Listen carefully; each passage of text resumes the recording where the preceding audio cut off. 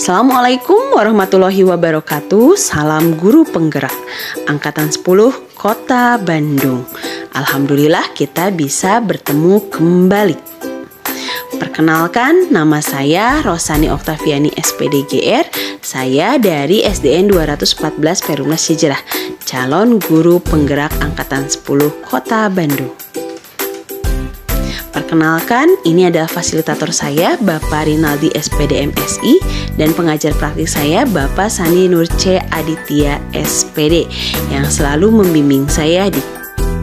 Berikut adalah tugas modul 1.1A 8 koneksi antar materi, kesimpulan dan refleksi modul 1.1. Kesimpulan dan refleksi pemikiran Ki Hajar Dewantara. Berikut akan dijelaskan pada halaman berikutnya. Perbedaan pengajaran pendidikan, yaitu pendidikan dan pengajaran adalah satu kesatuan yang saling berkaitan dan tidak dapat dipisahkan.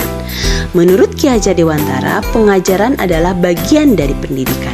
Pengajaran merupakan proses pendidikan dalam memberi ilmu atau berfaedah untuk kecakapan hidup anak secara lahir maupun batinnya. Pertanyaan pematik dalam membuat kesimpulan dan refleksi terhadap pemikiran Ki Hajar Dewantara ada 3. Yang pertama, apa yang Anda percaya tentang murid dan pembelajaran di kelas sebelum Anda mempelajari modul 1.1? Yang kedua, apa yang berubah dari pemikiran tersebut? Yang ketiga, apa yang dapat segera Anda terapkan lebih baik lagi agar kelas Anda mencerminkan pemikiran Ki Hajar Dewantara? Pertanyaan yang pertama, apa yang Anda percaya tentang murid dan pembelajaran di kelas sebelum Anda mempelajari modul 1.1 ini? Sebelum mempelajari modul 1.1 ini, yaitu yang pertama, pembelajaran berpusat pada guru atau teacher center. Yang kedua, pembelajaran hanya bertujuan untuk mentransfer materi saja sehingga lebih fokus pada ketuntasan materi. Yang ketiga, murid hanya sebagai objek pembelajar. Yang keempat, saya kurang memahami karakteristik anak. Kemudian yang kelima, pembelajaran lebih berfokus pada tercapaian KKM atau materi. 6. Suasana kelas yang tenang dan tertib merupakan suasana kelas yang berhasil. Ketujuh, untuk mengubah perilaku siswa, tidak jarang saya memberi hukuman fisik seperti sering berlari dan sering menyuruh murid untuk menghafal materi. Inilah gambaran di kelas saya sebelum mempelajari modul 1.1 ini. Yang pertama, pembelajaran dilaksanakan satu arah atau teacher center. Yang kedua, murid pasif hanya sebagai pendengar saja. Yang ketiga, murid kurang kreatif dan kurang termotivasi dalam kegiatan pembelajaran.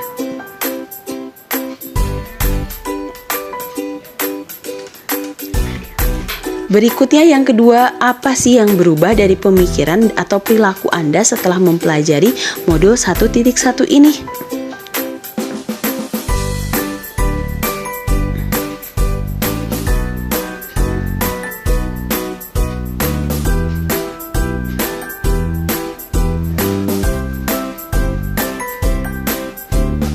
Setelah mempelajari modul 1.1 ini, yaitu banyak sekali yang berubah dari pemikiran saya. Yang pertama, pembelajaran dilakukan tidak hanya untuk mentransfer ilmu, melainkan menuntun. Di mana menurut Ki Hajar Dewantara, pendidikan adalah menuntun, memfasilitasi, melayani anak didik dengan sabar dan ikhlas karena setiap anak berbeda-beda dan memberikan pendidikan yang menghamba pada murid. Yang kedua, memberikan ruang kepada murid sebagai subjek pembelajar. Artinya, memberikan kebebasan mengeluarkan pendapat, kebebasan berekspresi, kebebasan berkreatif, bahkan kebebasan memilih cara belajar.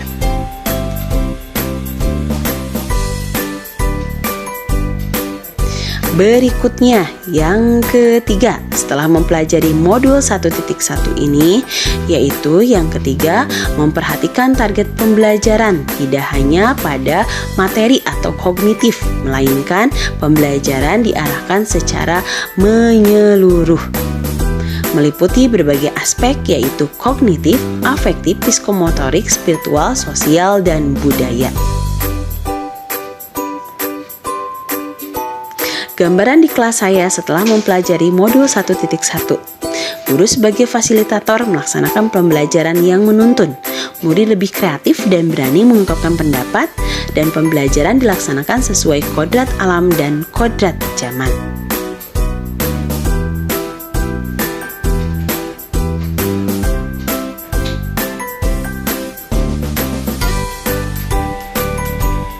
Apa yang akan Anda segera terapkan lebih baik agar kelas Anda mencerminkan pemikiran Ki Hajar Dewantara? Berikut adalah yang akan saya terapkan setelah mempelajari modul 1.1 ini.